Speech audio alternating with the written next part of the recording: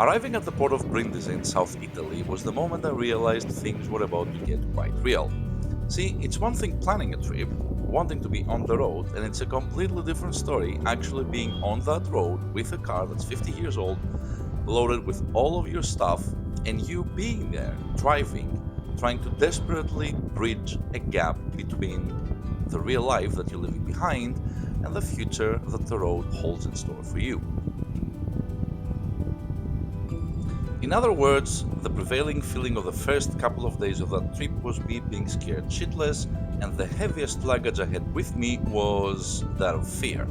It all felt as if I was in this weird, dark tunnel of questions of where am I going, why am I doing this, and I wasn't entirely sure whether the light at the end of that tunnel was something I really wanted to see.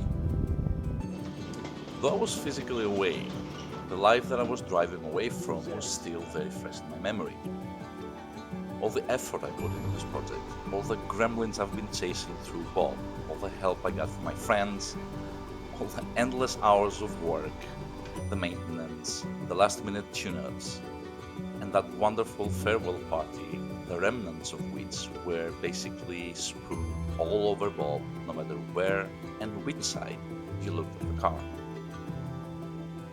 With the dust settled and everyone nicely tucked away in their beds sleeping after last night's party, it was time for me to actually get a move on. Bob was finally out of his den after 4 years of dreaming, 5 months of working, 3,500 euros in expenses, parts, rebuilds, what have you.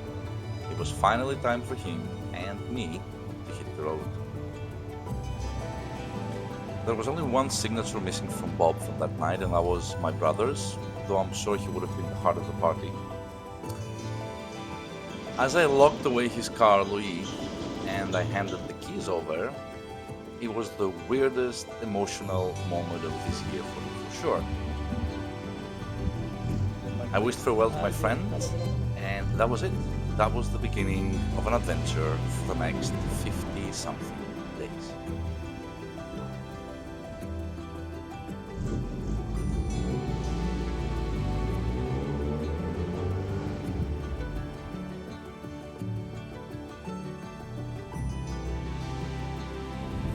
So there I was on my second day in Italy.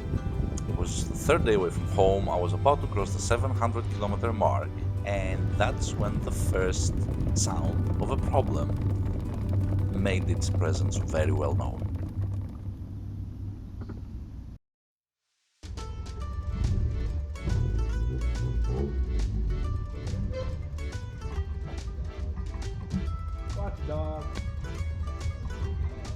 Now, I have this theory about classic minis that every time they break down on the road, excluding a head gasket, you drive them another 50, maybe 100 kilometers, and they magically somehow fix themselves.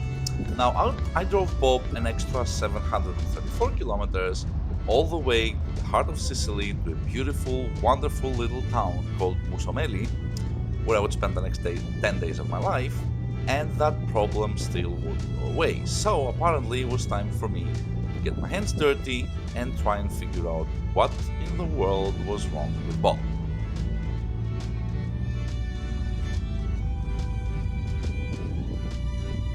As with all things weird about Bob, and every single time he had a breakdown, a failure, whatever, it had to be something complicated. I have never ever had anything simple fail on my car.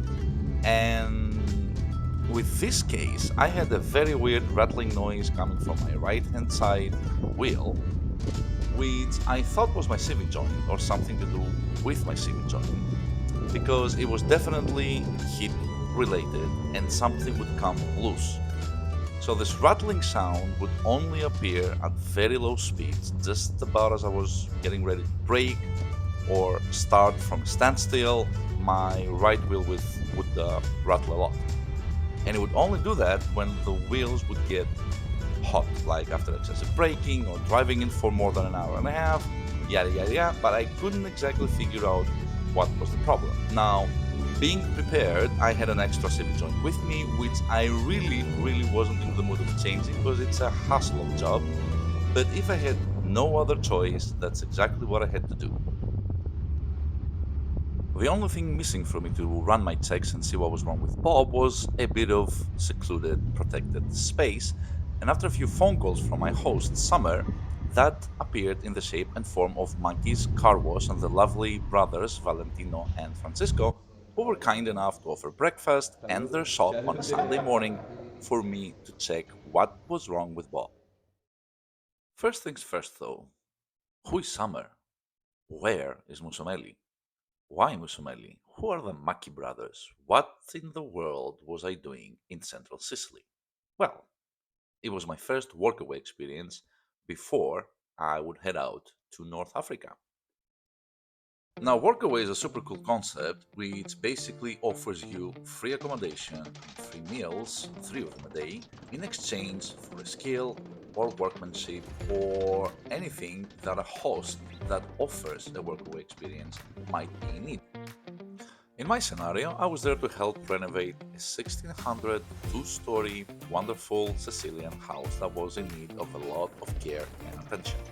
So most of the jobs that I was doing throughout my stay was demolition, restructuring, paint jobs, tile jobs, floor jobs, what have you, anything that my host actually needed to bring his lovely house up to speed. One of the very cool things of a workaway is that you basically work 5 hours a day, more or less, and you work Monday to Friday.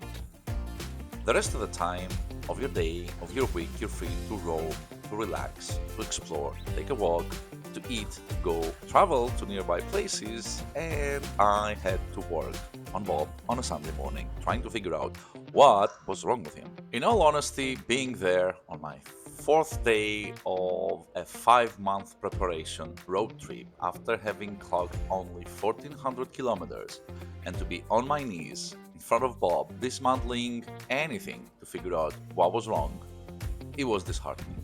I just couldn't believe that I was being confronted with a breakdown or a near breakdown so early on my trip. So as I was slowly taking things apart, I was trying to figure out what could I have possibly missed. Now, both of these CV joints were used, they've been on Bob for a couple of years, but they had very few miles on them, and I had checked them both pretty meticulously before I decided to keep them on the car because I was sure they had at least 10,000 kilometers of life left in them, and that should more than suffice for me to go to where I wanted and come back. It was frustrating. Being the lazy ass that I am, I figured that I was not going to dismantle my front right hand side axle before I ensured everything was in place and everything was properly tightened and secured in place because the nature of the problem I was experiencing had something to do with expansion. And sure enough, when I got my torque wrench out, got my socket, and after removing the pin, I tried to check how tight my central castle nut was. It wasn't. It actually moved and it moved quite a bit. So a huge sigh of relief came out of me because I actually believed that that was the source of my problem. The drive shaft was loose, and the moment it would warm up from usage on the road, it would expand and it would get sloppy on the wheel. So I retightened everything, put everything back in place, and before I proceeded in dismantling an entire front right hand axle system, I was going to go for a test drive and see if that tightening would solve the problem.